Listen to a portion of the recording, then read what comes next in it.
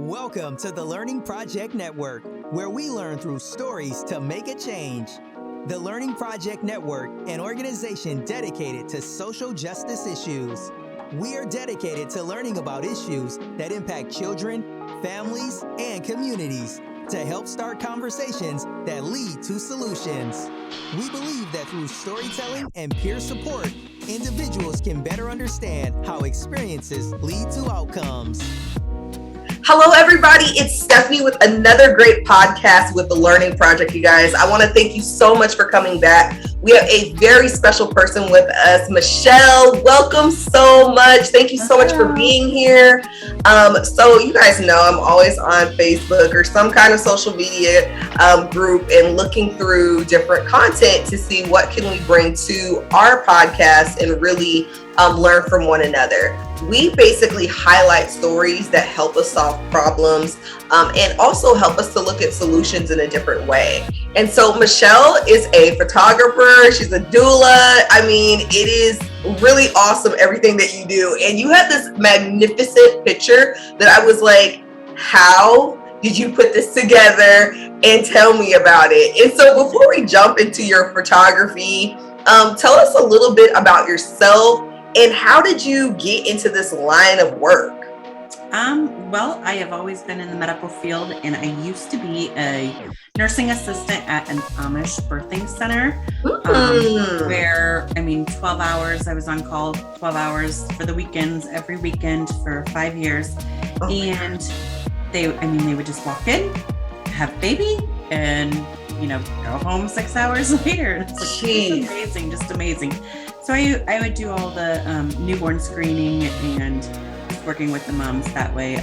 There's instances that I would help them progress in labor, and I never really knew I was fulfilling a doula role until years later. Wow. I just thought that's what you did. So that's kind of how I got into the birth work. I've always had a love for birth and babies, and then photography. I think I got my first Polaroid camera when I was 11 years old. My first digital when I was probably 27 years old. And I remember crying because I had a digital camera and I could look at those images right away and know if I needed to do something else. So it's just always been in my life. And I was doing it on the side as a single mother, photography. And I started bringing in income that was over and above what I was making working at the hospital. So I left my full-time job and pursued photography kind of on a whim. And Lord willing, it went. Wow. Oh my goodness. So tell me a little bit about your philosophy and what is it about your images that you try to encapsulate for your families? During birth, obviously, I want to make that document that sensitive timeline that we're all going through. I love being there for more labor than I am sometimes, but I also want to respect the birthing person and knowing when is the right time to come in. And usually that is, as a doula, when they're needing that additional support. So sometimes I don't get those early moments to get a full timeline of birth. But it is basically just capturing the strength. I just want to see that connection, those raw emotions. And when there's pivotal moments in birth, such as needing of, changing of a plan or something, those moments can make or break your whole entire experience. And being there, supporting a family, and letting them know that, these are their options. They're well educated. We're making this decision because of this. And then in the meantime, I am kind of documenting pullbacks of, the obstetrician or midwives talking these changes over. So, and it does, we all know when our plans don't go the way we want them to, that it's very stressful. But hindsight, when you look back over those moments, 6-8 weeks later, those are moments that help you accept that was your birth plan, and that your birth went well. Even if it is maybe traumatic, it's healing. Because you look at it and you say, it wasn't okay. Yeah, I was emotional at that time, but look how we responded to this. And they may not remember that they did that. They may not remember that they, held each other close and, give us a moment. And, so it brings back parts of your story that you just don't even realize. Wow. Okay. Can we just take a moment and let that resonate?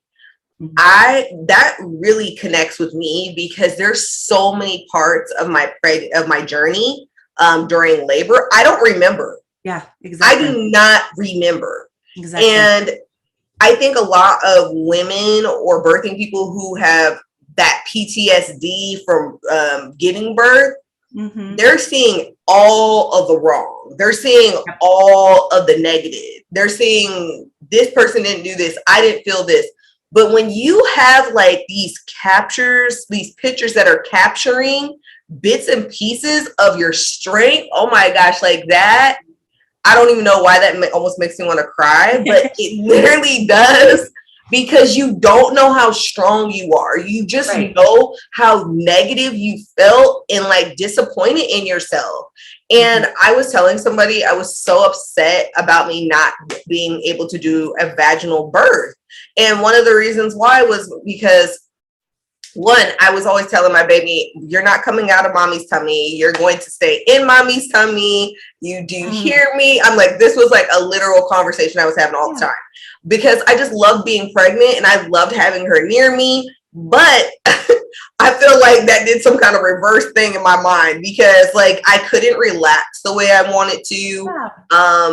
Even though I was handling the contractions really well, I was breathing really well, I was doing all of these things, my body still was like in this mode of I can't let you go. Like I have to have you with me, and then I started fighting against this and it just like my doula was just like, Stephanie, you got this. And like right there with me the entire time. But that moment that I had her through a C-section, I started feeling a lot of anger and frustration because literally it happens in 2 seconds. Like if you've ever been in a situation where you're like laboring and then all of a sudden you're like, oh, well, now you are done laboring. We're just going to do a C-section and the baby's out. And you're like, what just happened? Like I couldn't even fully wrap my mind around what was going on because I was so frustrated. And if I would have had some images throughout that time, I think to show like that strength in that journey, I think I would have connected very differently with my birth story. And so one of the things I want to encourage everybody that's listening, if you are dealing or battling with negative thoughts, having a photographer at your birth may be the solution to help you really understand what happened during your birth and then see it and really realize how empowering it was for you. What are your thoughts about that, Michelle? I absolutely agree. And I totally, the doula photographer role is so important. I can't stress that enough with the rise in birth photography, that a doula is more educated in the birth field. Yeah. Meaning we're going to prepare you before your birth. We're going to sit down with you. And one of the things I do, especially if I have moms go over that 40 weeks and they start getting fearful that there's going to be interventions, because I have them come into my studio and we sit and we talk and we go over, their plan, and we relax and accept and release any of that fear and release that anxiety. And then I do some body work, and it's amazing. Since I've started doing that in the past couple months, the difference of just preparing for birth in a different way than just what society says. Yes. We're gonna educate, be strong, tell them no, da da da da da. But also knowing that we have to have a clear mind going in, and there is no inhibitions and there are no expectations. Only strength, only strength. And you will achieve that by far in any birth outcome if you believe it and see it. And sometimes we have to hold that space. I just had a reveal 4 months later, 4 months postpartum, because we needed to hold space for an entire birth plan that went totally a different opposite way. And, it just, we were her only support team, a photographer, a doula, and another doula and a friend, and pulled strings. And her birth was phenomenal. The strength and dignity that I seen in that mama, I just was floored. And it was a 60-hour birth. We were there. We were all, so it took us all a lot of time to debrief. And we came together recently and just cried over these images, and then just still checking back in. How do you feel now that you've seen these images? It's still a process, but that doesn't stop there for me. I'm going to continue to contact her until she sees, the beauty in her birth, because there is beauty in it. There is. I am like, y'all, okay, it's like 8 a.m. where I'm at. I've been up all night. I was like, okay, I got to make sure I'm on point. I'm ready. Like, this is so, I can't even explain to you guys the feelings I'm feeling right now, because so many people feel like they have no one. One of my sayings that I said, you don't have to do this alone. And we are just in this time in our world where we are so isolated, and isolation equals strength. And it's the weirdest thing ever, because in our society, in our world, in our history, being alone has never been a sign of strength. This is all, we've always done things as a community, collaboration, and having other women with your client that you were saying, like, going together in this and being able to say, no, we got you. Like, we have your back, and being able to help somebody reclaim their birth, that is huge. That is huge. And even when you were talking about being able to reflect over your birth, can we just talk about that real quick? Because a lot of times we look at postpartum issues and we say, why did this person go into this crisis? Why did this person have this outcome? There's an amazing book. I keep talking about it. Me and my doula did a book review about it. It's called The Fourth Trimester by Kimberly Johnston. I have it. Yes. Somewhere. Kimberly, please be on my podcast. Yes. I feel like I'm a Kimberlite. Like, literally, like, I just follow her sayings and everything. And she says in her book that there's research that shows that if a person who actually gives birth 48 hours, who gives birth, they need to do a reflection 48 hours after doing the birth, because this decreases their chances of postpartum issues, like, significantly. Absolutely. And I was like, I didn't really understand that. And then after I had my baby, I was like, yeah. And I remember just crying because, like, my doula called me every day, sometimes twice a day. And she was like, for me, I needed a lot of reflexive thinking. So her tactics worked really well with me, but I didn't have a photographer there because of the pandemic. It really took something away. And these are the things that I keep telling people. There was a lot of stuff that was taken away during the pandemic from birthing people, and they ended up not having a full support. And then when they didn't get that full support, we're seeing a lot more issues that are happening. And for those that are listening, I'm always going to speak from a woman's point of view because I'm a woman. I gave birth as a woman. So that is what I am going to be talking about. So for those that are listening that may have a different experience, please know that I hold space for that, but I will be talking from a woman's point of view.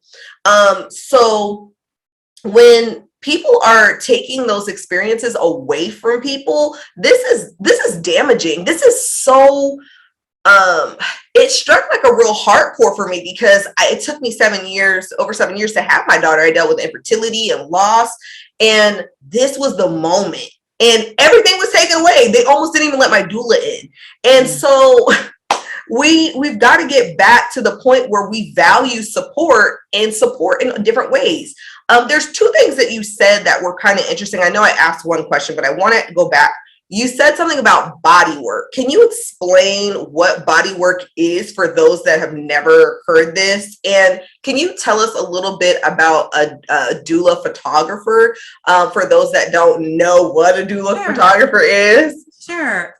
So the body work that I actually have to do, it's probably more so body mind. And it's part of basically spinning babies, the three sisters that they do, and just bringing back that peace, that comfort, and just coming back to like that ground zero.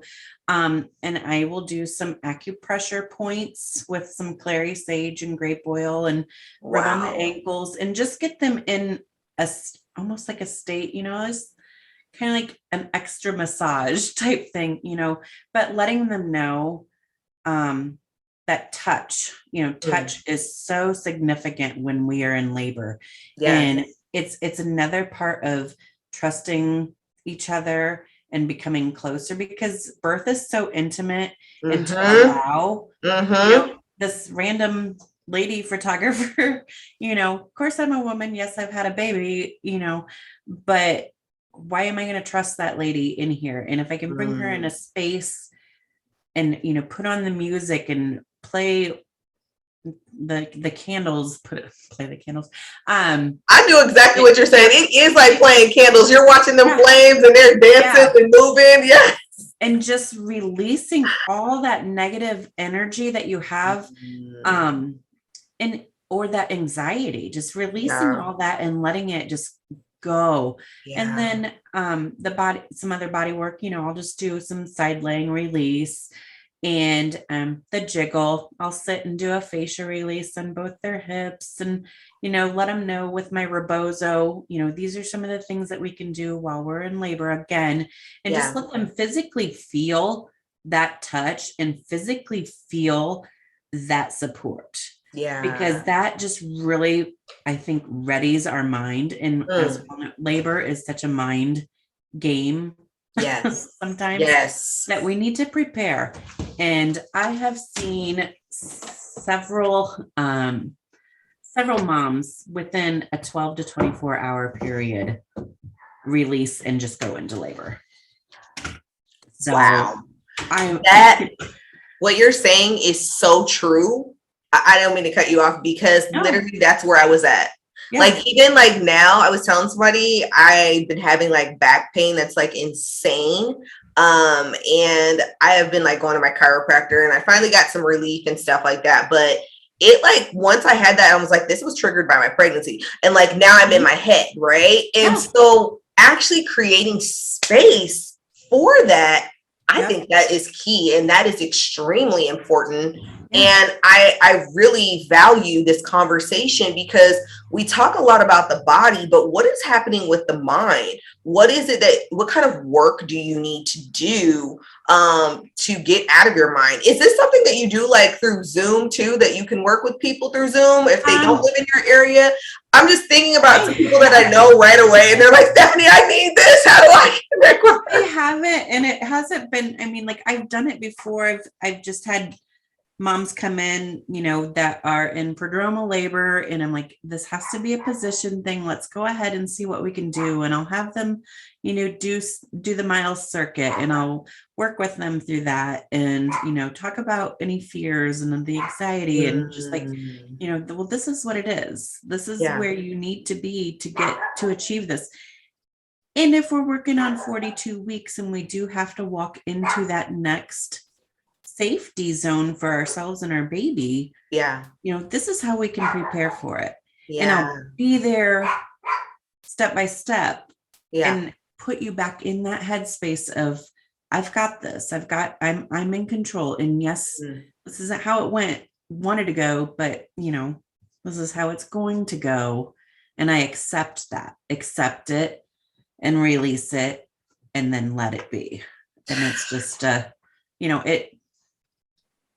it's not any certification or anything. It's just maybe a mentality of, embracing birthing people and letting them know that they are safe in this space. And I totally accept any of their outcomes, and that their outcomes will be okay, that we all will be okay. Wow. Woo, y'all, this is a heavy conversation. I don't even know. Yeah, I'm loving this because it's something you don't talk about. Like we talk about like the birth education, we talk about, all the different types of doulas, but you're my first doula that I've had on that focuses on the photography. And for those that have been following me, I just released a book for Black History Month. It's called Melanin Moms, and it's a coloring book for anyone can use it, but it is a representation of melanin moms enjoying their pregnancy. Literally, we don't see that like in my space with my environment. I had never seen like Black women enjoying their pregnancy. I always thought of like historical, like as far as the journey of pregnancy that has happened historically, and then where we are now, we are having this revolution. I think just being a woman, mother, birthing, like people are like taking pictures with them breastfeeding. They are, taking pictures of them enjoying their pregnancy, touching their belly. I didn't even know this was a thing. Like even me and my friend were talking about this. She had her children like 15 years ago. And then I just had my little one. And she was like, I didn't take one pregnancy photo, not even one. And she was like, always. Yeah. And she was like, it almost makes me want to cry every time like I see your photos, because like you're embracing this whole journey that we've been told that really we hear a lot of negative stuff about it all the time. And granted, some people really have it hard. Like it's really a struggle. But like you said, how do we use images to empower us? And that's kind of what this coloring book does. It's really used as a way to empower and also a way to heal, to be able to use like the creative art space to see yourself in a different light. Yep, absolutely. That's any second time birther, I always let them know, go home and print out some birth affirmations and sit down with your children and color those and talk about that. Include them in that, this is what mommy's going to do. I mean, great if it's a home birth and those children can be there and present for that. But even in the hospital, we're taking it away right now with the pandemic, taking away children being there. Mm-hmm. Those children are our biggest doulas. Wow. They are. Sometimes, I mean, we grieve when our babies are gone, and the thought of leaving them overnight for 24 hours, some moms just don't leave their children, and that's totally fine. Yeah. But you're pulling these children away from, their life right now. And so I try to incorporate and bring back in some of those special moments and those memories that, and we plaster them all over the room. That's my last 5 births. So I had 6 births in January, and 5 of them were in the same hospital because I kind of love my hospital. They're full of beautiful, wonderful midwives and allow water births. I love it. So anybody who's wanting that experience, that's where I kind of direct them to.